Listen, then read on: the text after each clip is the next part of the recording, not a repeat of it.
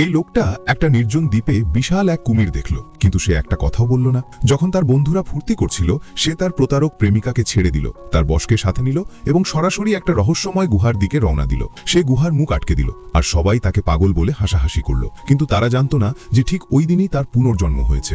গতকাল এই একই দ্বীপে তারা সেই বিশাল কুমিরটার মুখোমুখি হয়েছিল। সবাই দৌড়ে পালালো, আর যখন সে পড়ে গেল, তার প্রেমিকা তাকে তার গোপন প্রেমিকের জন্য ফেলে রেখে চলে গেল। তার বস তাকে বাঁচানোর চেষ্টা করেছিল, কিন্তু কুমিরটা তাদের দুজনকেই খেয়ে ফেলেছিল।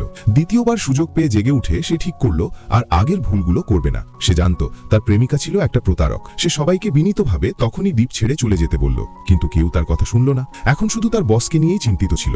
যখন বস একটি নষ্ট পাওয়ার ইউনিটের দিকে এগিয়ে গেল, তার মনে পড়ল গতবার এই বিস্ফোরণেই তার হাত উড়ে গিয়েছিল। সে তাকে সতর্ক করলো, আর ঠিক তখনই বিস্ফোরণ ঘটল।